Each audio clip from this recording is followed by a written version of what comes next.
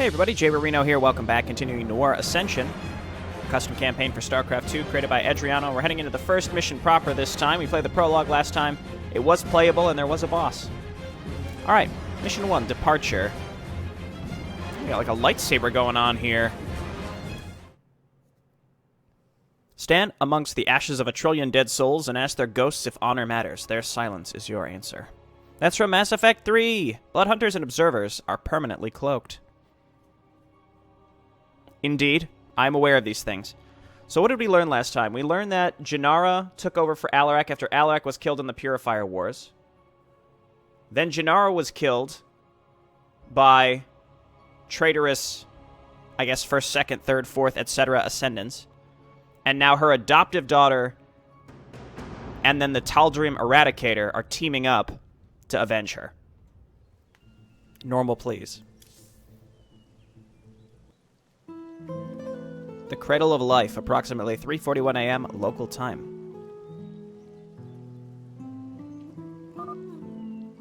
Are you sure about this?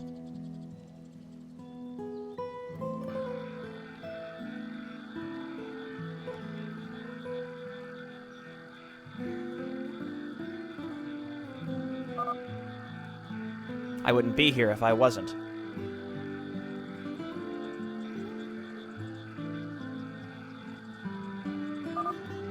How long? A few hours, more or less.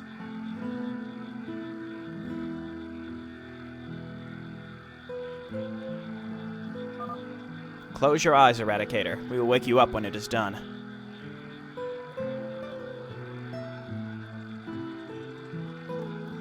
So the Cradle of Life was from Hammer of Dawn, which was EDHRIANO's first campaign, I believe. And this is where the Eradicators were made to fight the Purifiers. A few hours later. Wake up, Eradicator. How long are you going to sleep?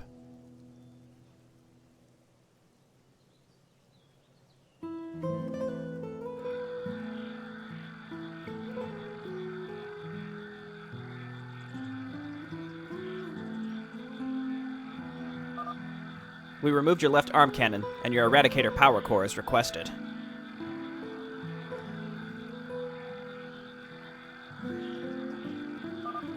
And replaced it with a standard glaive cannon. Removing your power core also disabled your Eradicator mode. Just something you should know. Oh, we've also outfitted you with a cool lightsaber.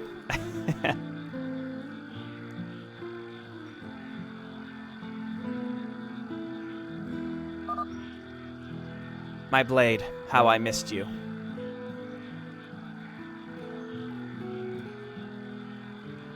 So she's foregoing being an Eradicator, I guess so that she can take up vengeance for Ji'nara. Which makes me wonder if maybe Bayar is the actual daughter of Ji'nara, who then became an Eradicator.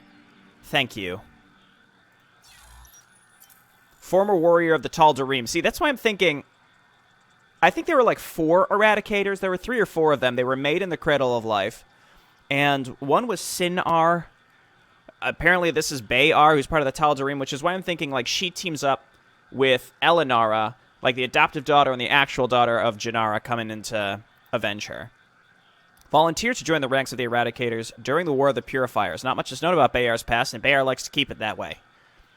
The Eradicators, exterior artificial frame, but with fully functional internal organic organs. Organic brain, hearts, and other necessary organs to support the brain function. Okay, so like they made these hybrids, essentially, to be the vanguard against the Purifiers. Don't be. I just hope one day you will find what it is that you want. Forward. Okay, so we have a new hero now. What you seek in life. 150 damage. It's on autocast, that's fine with me. It's just straight up. So she could do like a combo with 300 damage. It doesn't cost any energy. Faster shield recharge rate. And then an energy cost to the self-repair. Normally this costs minerals. For other, in other EDHRIANO campaigns. Usually this is like, you heal over time, and you're stuck in place as you do it, and it costs minerals to do, whereas in this case, it's only energy. So the only time we're using her energy is to self-repair. Oh, and there is Sin R, war hero. Sin R?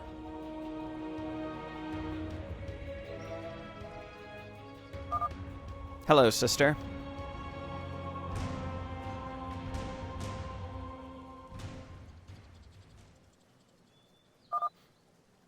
Your hand cannon. So, you are leaving us.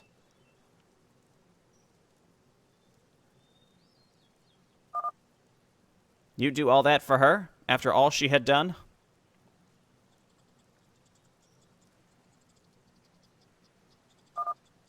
Ah, that is so sweet. Beep boop borp.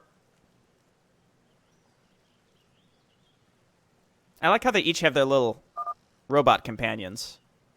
I need to do this.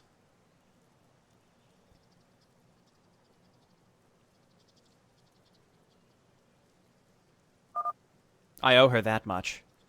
See, I think they're referring to Ji'nara. I think this is implying that this is Ji'nara's actual daughter. At least let me come with you. We are partners for life, are we not?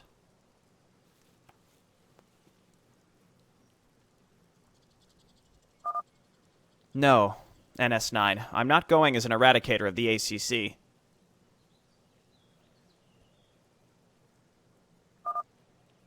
The A.C.C., you, mother, sister, all of you must not be involved. I'm not going to save lives, to protect lives. I am going to end them.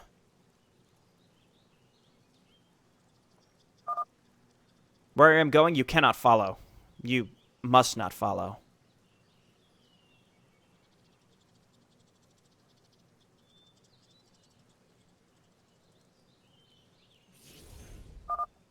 NS9. He's like, I'm gonna follow you whether you like it or not. You can't see me.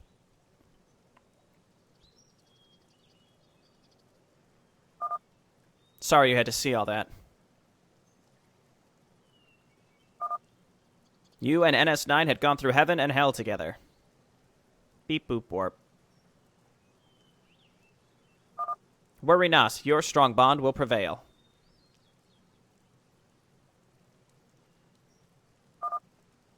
Indeed.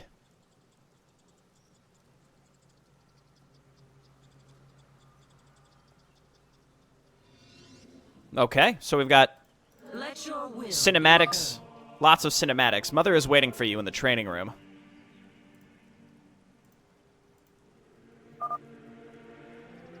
Yeah. Let none deter us. Oh, okay. I was going to say, the map's got to expand here. Here we go. I forget who Mother is. Oh, here's Artanis. Artanis?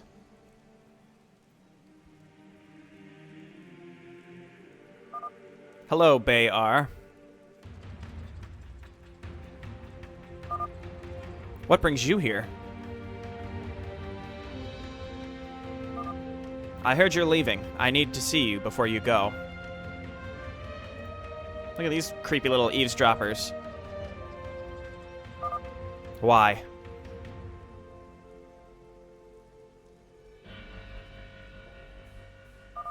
I never got to say how sorry I was to you and your sisters.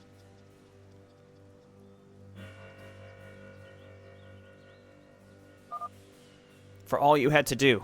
For all you had to sacrifice.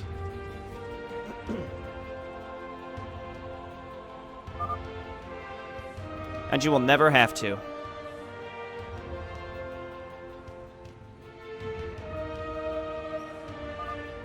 Tepid pause.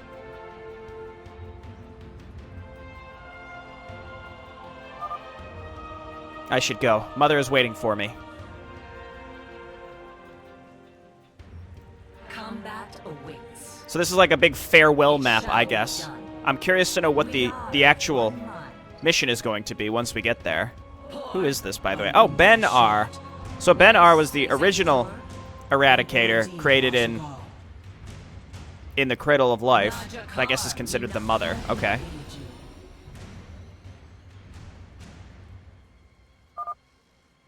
How nostalgic.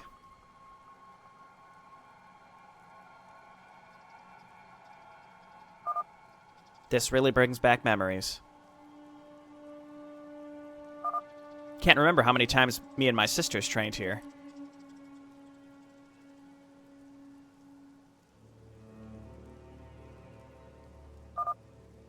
511 times. Soon will be 512. Is this really necessary, Mother?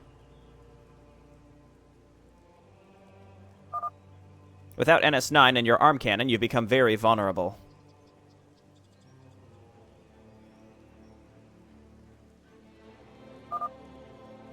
I need to know. I need to see that you will survive out there.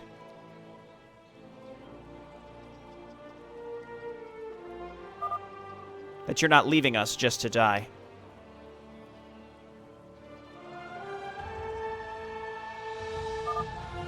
As you wish.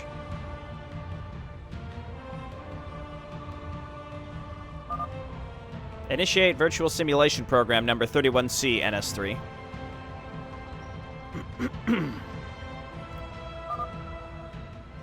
Command confirmed. Initiating virtual simulation.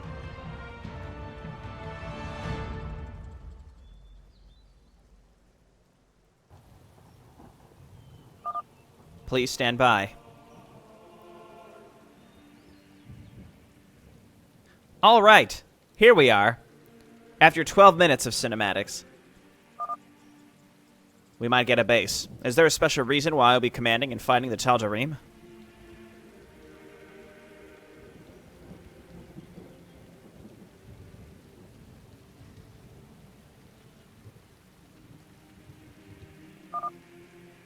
I need to witness your strength of leadership.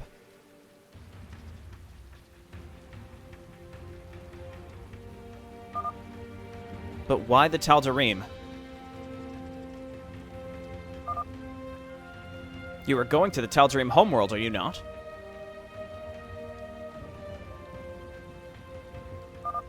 You will benefit well from this simulation.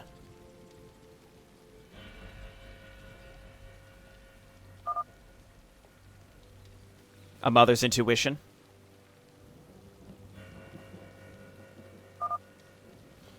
If you want to call it that.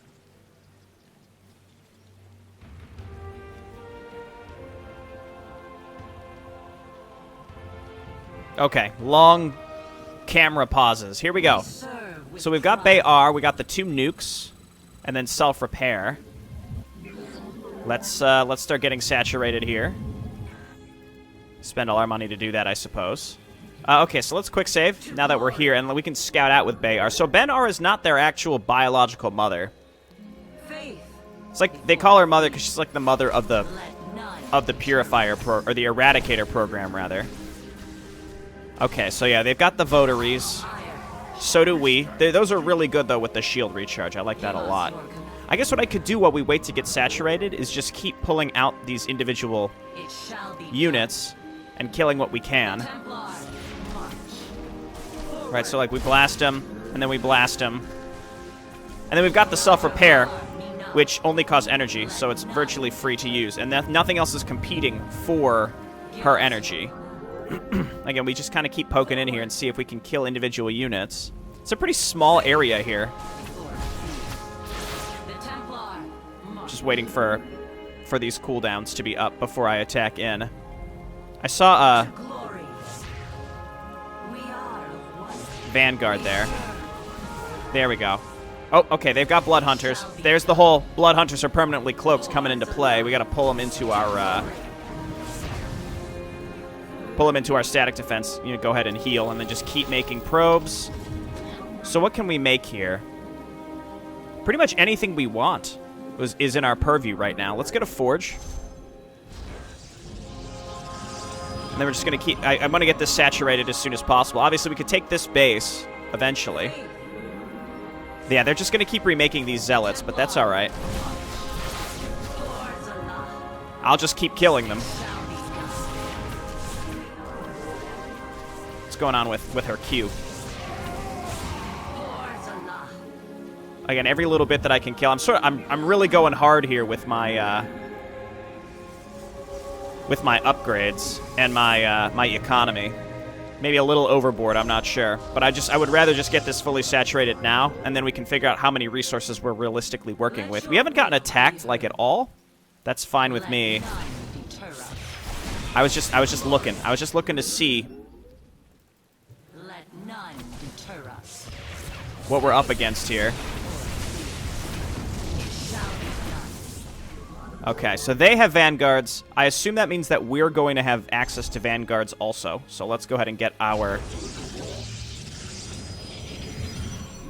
robo facility. And then we need a cyber core so that we can make stalkers as well. I can make Tal'darim monoliths. Those are very expensive, so that's a bit of a downside here. Let's go ahead and just focus on our upgrades. You go ahead and just self-repair. And I guess, like, we should just keep sending her. I like the little dance she does when she's self-repairing. Just keep sending her in here to kill these zealots that are stacking up. I was thinking about just, you know, killing the cannons, for example. Yeah, see, we're forcing them to use their shield recharges. We're keeping them on the back foot so that they can't stay, like, keep themselves well defended. We're going to need observers when we attack.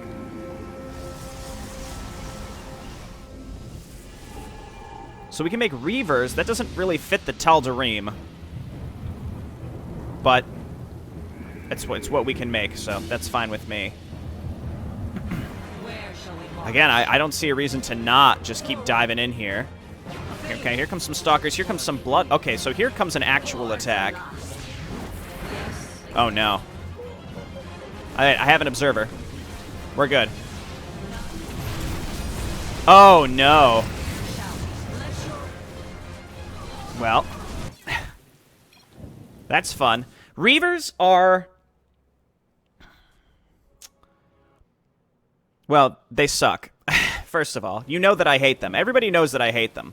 But let me explain why, as a map creator, you should just not put them on your map. Just ever. Just don't do it. Because Reavers, I see as like Pandora's box that Blizzard opened by giving them to the player. Understand that Reavers are extremely strong with the amount of DPS they can put out for their general cost. They shoot very, very fast, and we also have a melee hero who has an auto charge, which obviously I could turn off, but again, it's just, you know, now we know that this is something we have to contend with.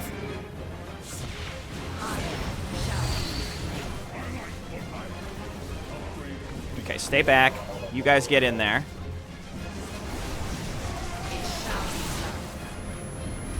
But you can see, like, how fast the Reaver shoots. I mean, obviously it can run out of ammunition, but the AI doesn't really have to worry about that. I think I'm just going to go straight Vanguards, right? Because we're going to be having a lot of stuff competing for gas. Vanguards, the amount of damage that the Vanguards can lay out is nuts. So I think we stick with that, and then we just go ahead and get a bunch of upgrades. And then the Votaries can absorb some of the Reaver hits.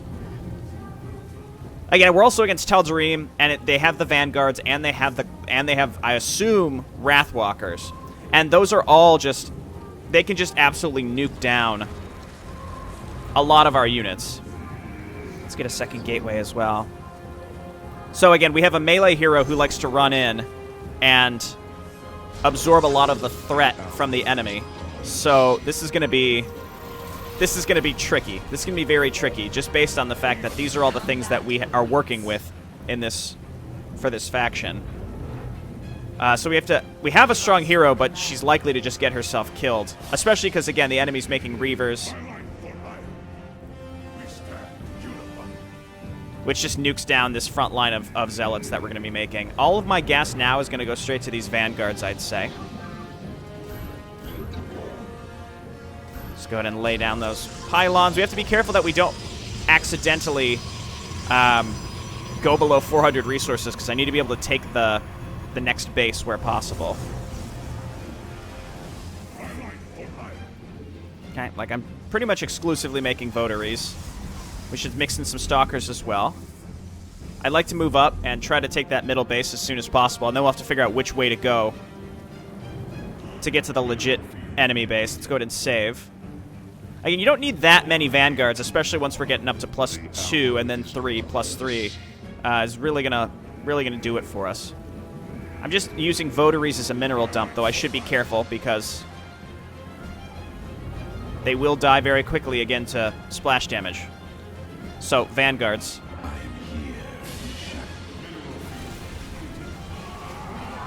Okay, they also have Ascendants.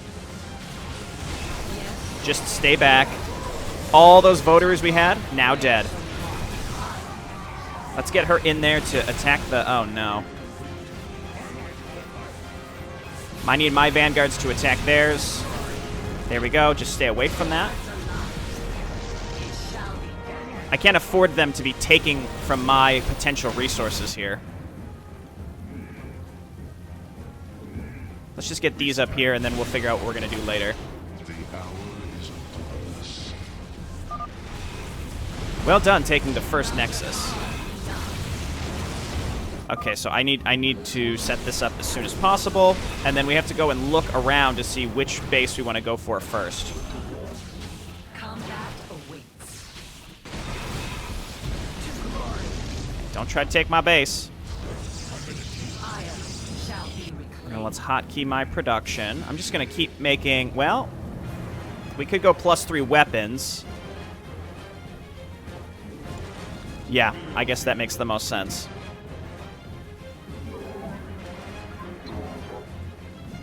And then there are 3 exits here. I'd like to cover both if possible.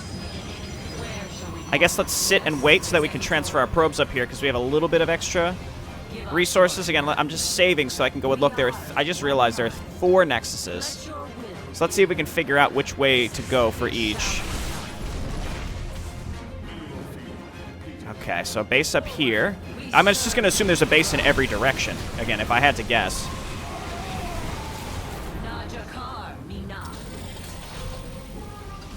I really shouldn't have to make any more probes at this point. Again, I pretty much just go in straight vanguards, and then we can use votaries to absorb big hitters. But, I mean, at a certain point, they're not going to be that worthwhile anymore. The votaries, I mean.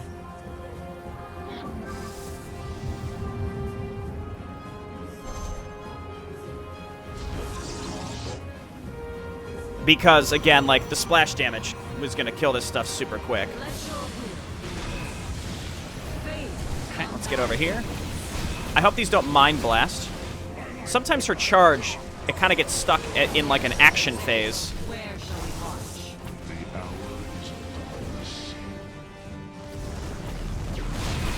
Okay, there we go.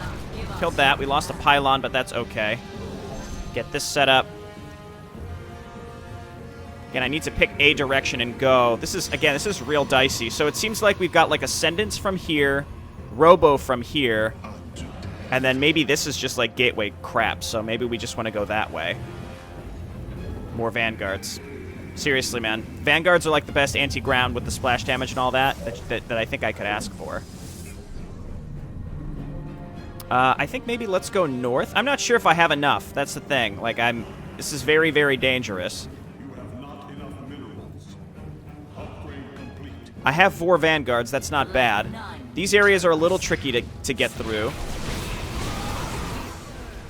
because of the shield batteries. But, I mean, again, the Vanguards in the back are able to lay down just such a hurting. Okay, go for the Wrathwalker first. Oh, no. Wrathwalkers, too? Like, and I'm sorry, Tal'darim monoliths. Like, that's... A lot of the things on this map, again, you have a hero that's mission critical. And... And you have Tal'darim monoliths, Wrathwalkers,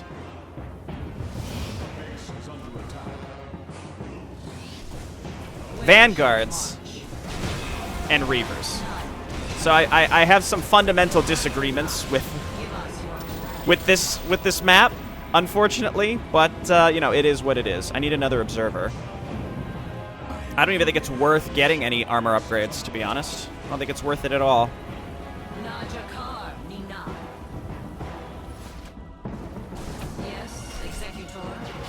I'm just sitting here and absorbing as many resources as possible. Again, we need some absorption of the monoliths. I don't know if the monoliths can one-shot the zealots, especially with the,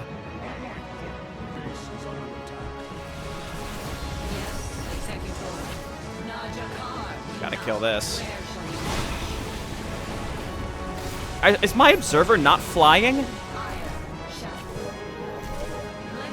What the hell? There's a lot of weird things going on this map. Why is my observer not flying?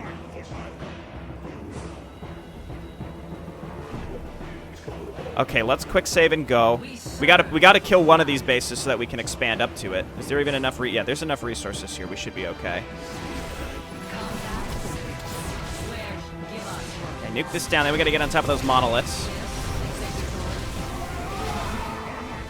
But you can see like how fast our vanguards can just nuke buildings down. Very important. Okay, let's find. There's the production. Let's just send Bayar back. Okay, so the bases aren't too bad to get into. Well, no, they are. I take it back. They definitely are. We're doing better now, though. I don't think I'm gonna need the gas, so I'm cool without it. They're going mostly just for my Nexus, which I am appreciative of.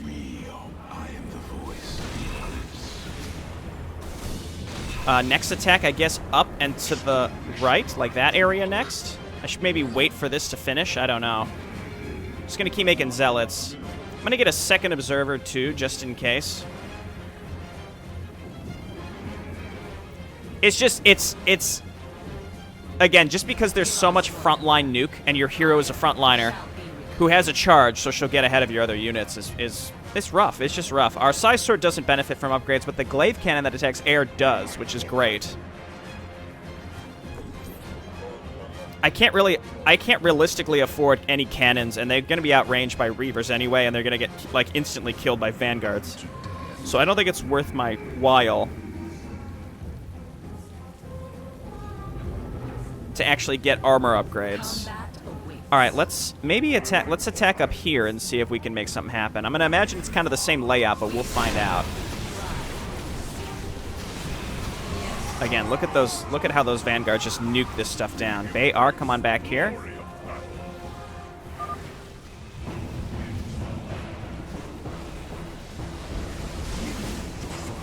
Oh, those Ascendants just did like a big nuke. Okay, just back up for a second here. Turn and shoot. The splash damage, I think, actually killed. Where shall we launch?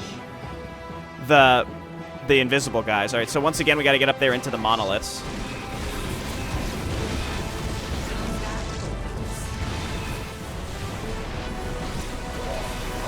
Okay, see them. Yeah, we've got to be really careful with, because those monoliths, we use the votaries to absorb the hits, but like we lose really expensive units too.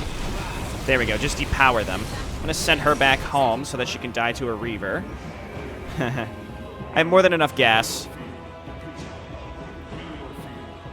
Let's go ahead and get this saturated. And then we can move up and take this base, I guess. So no more Blood Hunters or Ascendants. No more straight gateway. We're just dealing with the Robo, which is no easy feat at this point. Yeah, so I think my observers aren't flying. Yeah. Is there anything here that indicates that they... I wonder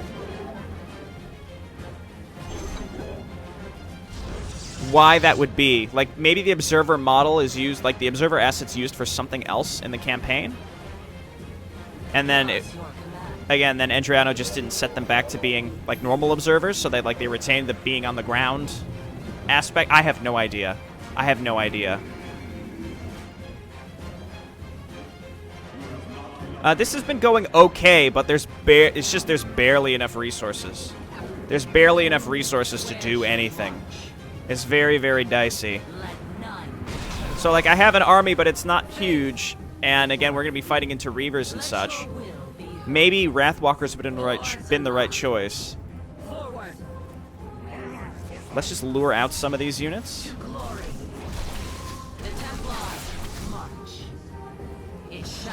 Again, force their production to make stuff. I could also... Oh.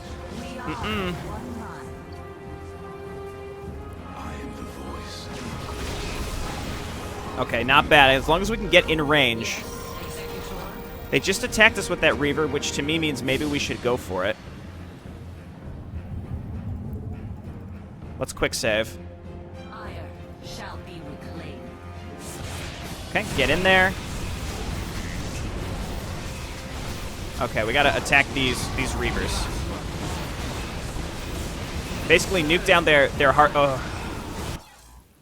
Again, melee hero. It's like dive in, kind of take care of the first row of stuff. Those Reavers seem to be defensive Reavers. They'll probably get rebuilt, which means they won't attack us with Reavers. So we can dive in, do a little damage, and then redo it. Yes, Executor. See, we can one-shot cannons with the Vanguards. That's incredible. And it nullifies the shield batteries.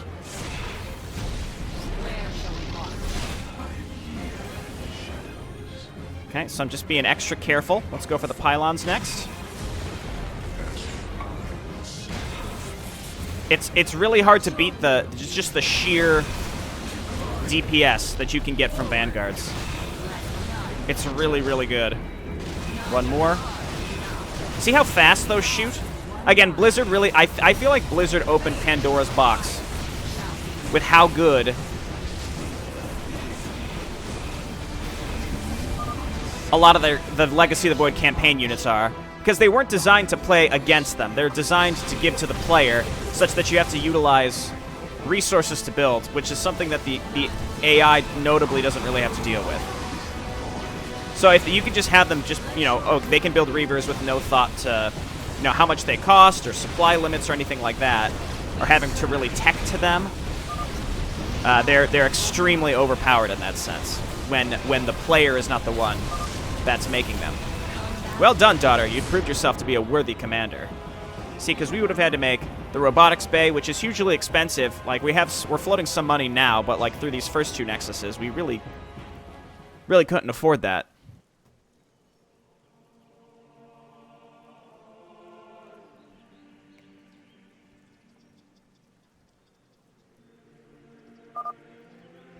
Felt so strange without NS9.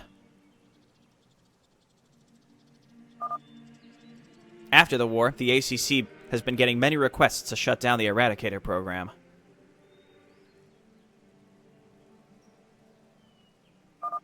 The world fears us for what we did, for what we can do.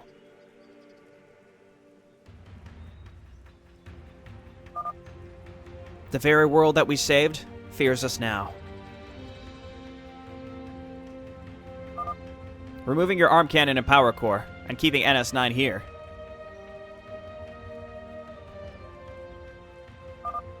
Is the only way for your departure to be acceptable.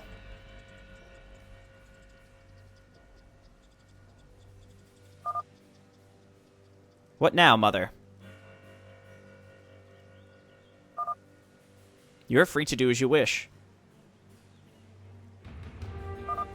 To pursue any happiness life has to offer.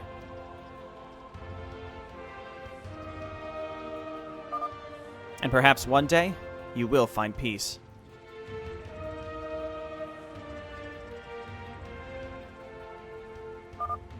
Do try to remember that we will always be here for you.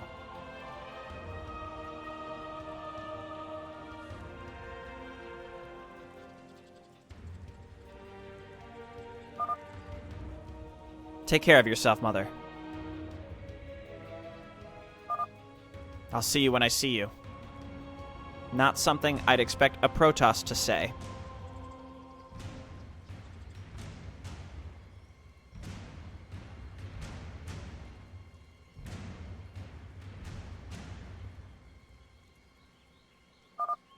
I'll see you when I see you.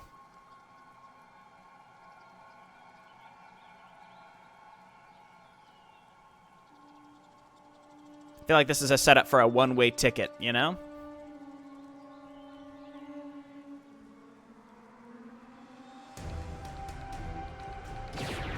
I always like these little roundup like post-victory screens here. This was neat, I mean, to have a macro mission. Most of EDHRIANO's stuff that I've played in the past is micro, so to see some macro stuff, I do think, again, maybe some more thought needs to go into the design of the defenses and such, only because, again, you have an instant loss condition on your hero, and you have monoliths and reavers and Wrathwalkers and Vanguards, which all do pretty much the highest DPS to single targets that you could possibly imagine.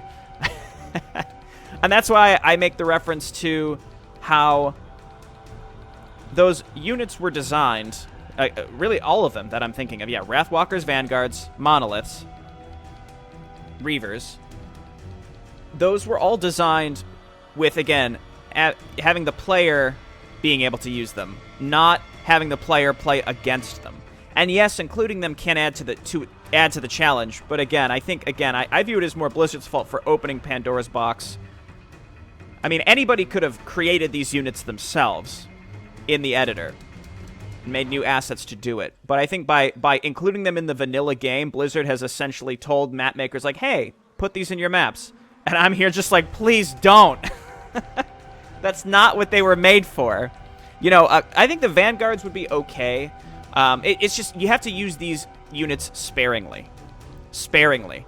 I mean, even just casters in general, even in the vanilla-based games.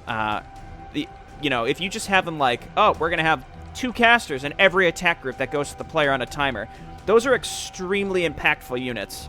So it's not something that I think you should just place on the maps lightly. That's all I'm saying. So, like, even High Templar, Infestors, and then all of these campaign-specific units. Again, they're extremely, extremely powerful. And I've played some other campaigns that have done the same thing. It feels like they're just sort of haphazardly put in there with no regard to the fact that they're not just a unit variant. They're like an exponentially more powerful unit variant that the AI doesn't really have to worry about having to pay for or tech into. Anyway, that's just a spiel. It's not just for this mission. I'm not trying to target, you know, this specific mission, though this mission was, you know, I think is a vehicle that I can use to discuss the topic. Other campaigns have done it as well. But yeah, I think it's an interesting topic that I'd like to hear everyone else's thoughts on as well. Because I'm not saying like, oh, it's too hard, make it easier. But I do think that maybe more thought needs to go into why it's hard. And like keep it hard, but maybe for a different reason than, hey, your hero gets nuked down in less than a second by 2 Tal'darim monoliths. Just something to consider.